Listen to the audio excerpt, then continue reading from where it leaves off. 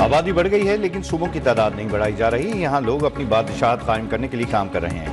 وزیر اعلیٰ خیبر پختونخوا یمین گنڈاپور کا پشاور میں تقریب سے خطاب. کہا ہم نے کشکول کو توڑنا ہے جس کے لیے اپنے پاؤں پر کھڑا ہونا ہوگا.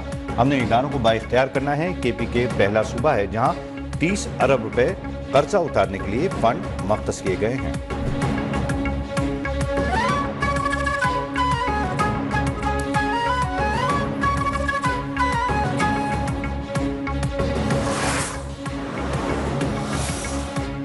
جنوری میں افراط زر میں کمی آئے گی. اس کے بعد 4 ماہ تک اتار چڑھاؤ رہے گا. گورنر اسٹیٹ بینک جمیل احمد کا تقریب سے خطاب. کہا مالی سال 2025 میں ترسیلات زر 35 ارب ڈالر تک بڑھنے کا تخمینہ ہے. قرضوں کی ادائیگی پر شرح سود کم ہوگی. ہمارا کرنٹ اکاؤنٹ 1.2 ارب ڈالر سرپلس ہے. آج اسٹیٹ بینک کی طرف سے امپورٹ پر کوئی پابندی سختی یا پابندی نہیں.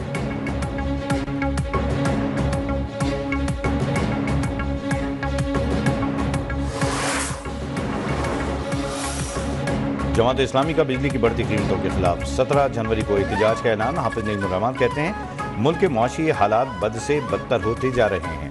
وزیر اعظم بتائیں اسٹاک ایکسچینج کا انڈیکس بہتر ہونے سے مہنگائی کیوں کم نہیں ہوئی. حکومت ترقی کے دعوے کرتی ہے لیکن خود اس کی راہ میں کھڑی ہو جاتی ہے.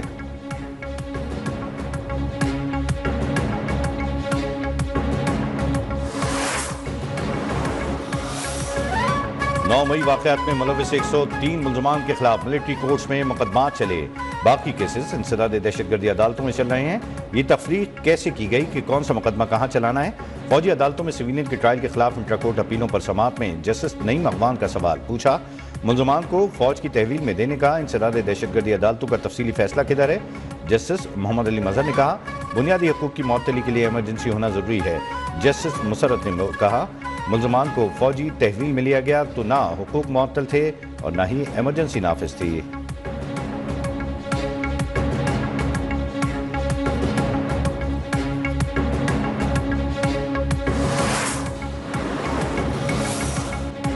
ڈی چوک کے احتجاج کیس میں عمر ایوب، شیر افضل، زرتاج گل اور دیگر کی ضمانت میں 7 فروری تک توسیع. ابھی تک کوئی بھی ملزم شامل تفتیش نہیں ہوا. پروسیکیوٹر کا اے ٹی سی اسلام آباد میں موقع پولیس یہیں ہے ابھی شامل تفتیش کر لے. زرتاج گل کی استدعا. جج ابو الحسنات ذوالقرنین نے کہا یہ تھانہ نہیں عدالت ہے. ڈسٹرکٹ اینڈ سیشن کورٹ نے دفعہ 144 کی خلاف ورزی کے کیس میں شعیب شاہین، علی بخاری، عامر مغل، ایاز امیر اور دیگر کے وارنٹ گرفتاری جاری کر دی ہے.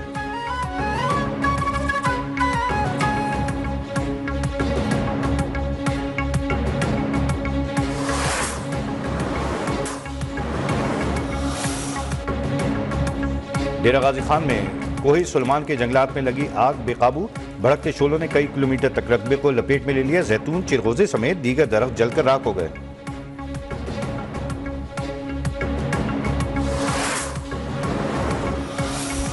ٹرافی کے حوالے سے انتظامات کا جائزہ. زیر تعمیر 5 منزلہ عمارت کے مختلف حصوں کا بھی معائنہ. چیمپئنز ٹرافی کی 19 فروری کو افتتاحی تقریب نیشنل اسٹیڈیم میں شیڈول ہے.